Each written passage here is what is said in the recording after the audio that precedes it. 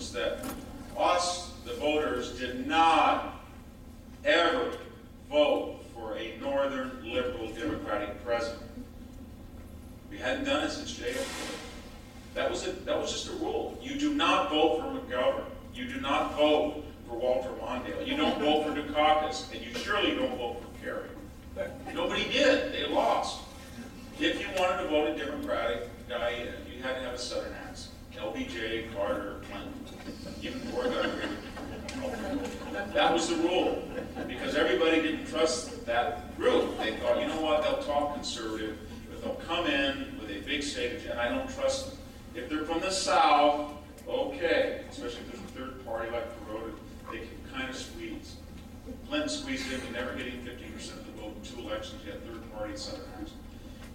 Then the unthinkable happened. We voted for the first time in 50 years somebody in that was a northern liberal. Why did we do it? I think it was a perfect storm of 6 or 7 events. What were they? First of all, very little remarked on it was an orphaned election. This was the first time since 1952 that an incumbent vice president or president of either party was not running. The last time we had that, it was very similar. Harry Truman was going out of office, and Adlai Stevenson was running against Eisenhower, and there was no incumbent on either side. And boy, they beat up on Harry Truman. Adlai Stevenson ran against Harry Truman. Dwight Eisenhower ran against Harry Truman. The problem is you always get hurt if the guy you're beating up is in your party. So John McCain beat up on Bush, and Barack Obama beat up on Bush, and it hurt John McCain much worse. And the second thing is, John McCain, I think, wanted to lose nobly. He wanted to be the first person to lose to an African-American candidate. I have a colleague and I was listening to Reverend Wright all spring, and I said, the goddamn America, chickens come in, and I said, oh my God, can you imagine this campaign in the fall? You're going to see Reverend Wright on every single campaign. He said, nope. I said, are you serious? Professor Thornton said, no, McCain won't do that. He wants to lose the first African-American way in a dignified manner. I thought, oh, this is really crazy. Nobody would give away that opportunity. And of course, he did. The third, I have never seen a campaign where the media, where you had people say that he gave you a tingle up his leg, or Evan Thomas said, Senior Edward Newsweek said that he was a god. Even the cynical, sarcastic, I thought to myself, Jon Stewart, David Letterman, they can't say anything without being sarcastic, cynical, skeptical. When they see those fake Greek columns at the convention, or they see that ridiculous victory monument that was given to Prussian nationalism in 1870, and Barack Obama thinks it's liberal, they're going to just roar but laugh now. They were in this talk. The meltdown of September 15th, 14th, 15th, and 16th. With all that, John McCain had a 3-point to 4-point lead. He never regained it after that. The country was just convinced that George Bush was bad, and anybody associated with him, I can add the war in Iraq. And then finally, of course, Barack Obama ran a very brilliant campaign as an African-American landmark candidate. And most people thought if you were going to have an African-American candidate, it would probably be a Colin Powell, Condoleezza Rice conservative figure. But he defied popular wisdom, and he ran a very wonderful campaign. I think he made, with a large part of the electorate, a sort of pact that said, you can continue on with your unexamined lives by voting for me. And I thought, how do I know that? Well, I come up here every week and I ride a bicycle, and I was riding along a nice University Palo Alto Stanford community, and I saw a sign in April 2008. It said Obama was this big. The house across the street had Obama this big. And I watched this all summer, and finally the thing was the size of this mural, and they were competing with each other. And I saw the guy out there make these bigger signs each week, and I thought to myself, I can see what's going on. This man does not want to live in Fresno. He does not want his kids to go to Redwood. He's saying, I can transcend all these guilt feelings I have by getting out of jail free card with this guy. I don't care that he didn't have any experience. I don't care if he's the most partisan senator. Not more partisan than Jim DeMint, and he ran on a reaching out bipartisan agenda. Who believed that?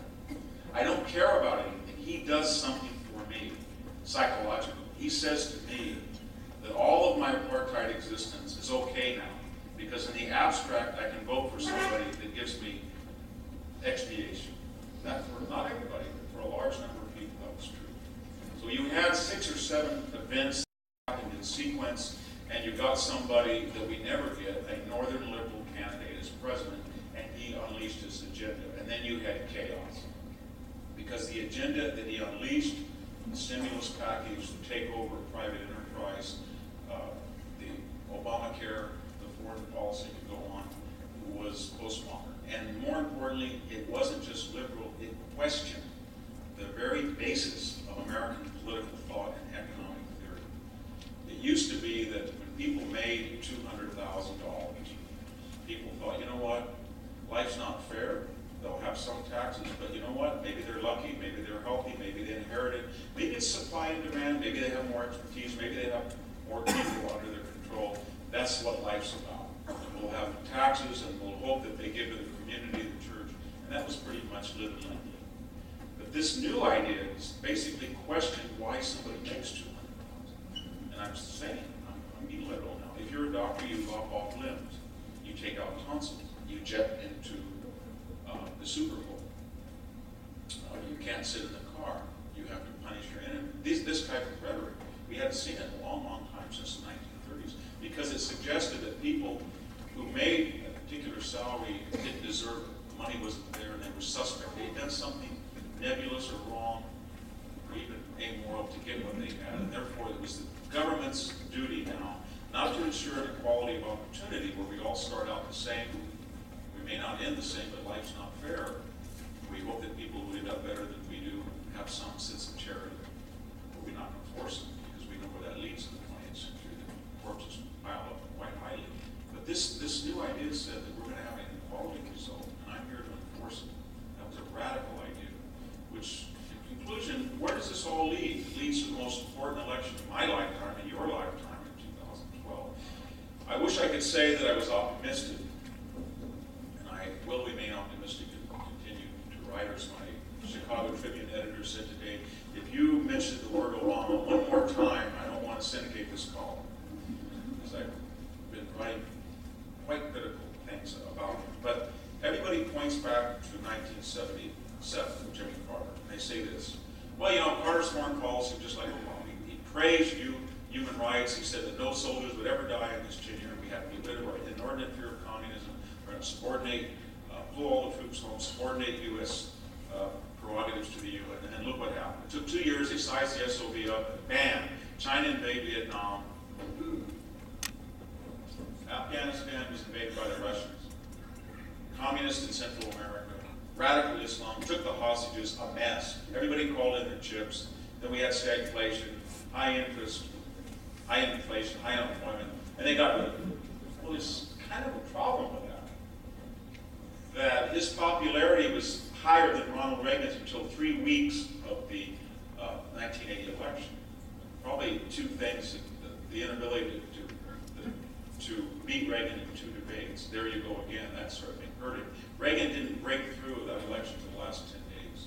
And more importantly, what I'm dubious about that scheme is that at the time that Carter ran for re-election, this was a different country. We were just a very good preliminary reminder that 50% of the people don't pay any income tax. 50% of the people get a sizable, 25% get the majority of their income from the federal government, the other 25% get a sizable percentage.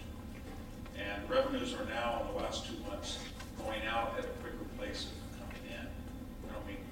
I'm talking about the individuals. So we are in a very different state now where people will look at this election and they may not say, well, I don't care if it's a postmodern policy. Screw Israel, I don't care. I don't care if we get. I am going to base my vote on one issue. To what degree does candidate X expand or continue my check? To what degree does candidate Y discontinue it or freeze it? On that basis, I'm going to vote. If that's true, it's going to be a very, very scary time. Thank you very much. I'll be happy to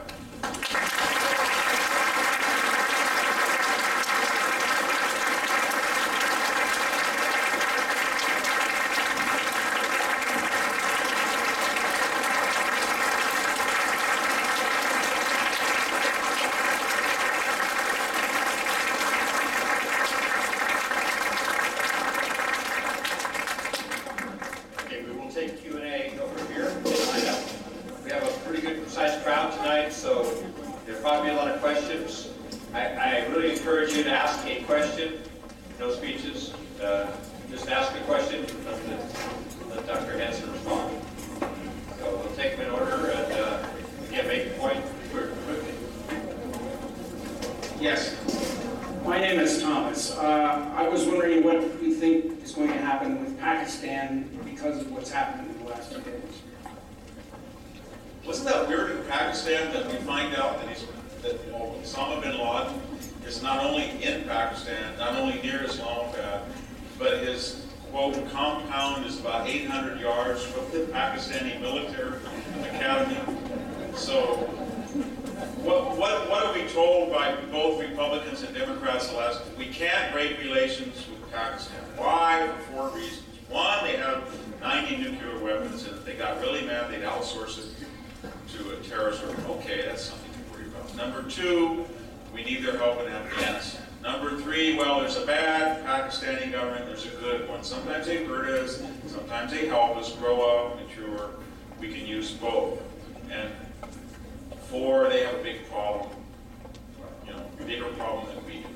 My attitude toward it now is I would just like to cut the aid and let them do their best, and we'll do our best. Let them do their worst, and we'll do our best.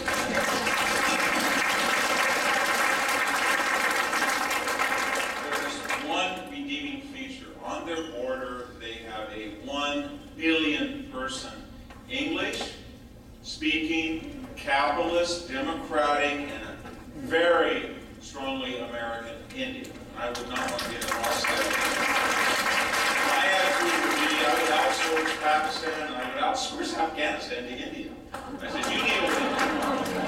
And I would cut aid to Pakistan and I would just call a farce. It's a farce. I understand why we do it. I understand there's logical. I have a lot of friends who say that that's reductionist and reckless, but they have nukes, all the reasons I outlined, but it's past that time. If you have a mass murder that killed 3,000 Americans, and he's sitting in a country, and he's right next to a retired military community, next to an academy, and you're supposed to believe that country didn't know it. It's almost like, where was he filming those cave scenes? Behind the compound, he had paper mache, and he walked out and he did this. I mean, what did we do? We called Pakistan's intelligence agency, and the guy said, we said every day to him, any word on Osama? And then they said, well, wait a minute. Puts the hand over the phone and says, hey, has anybody seen Osama in the,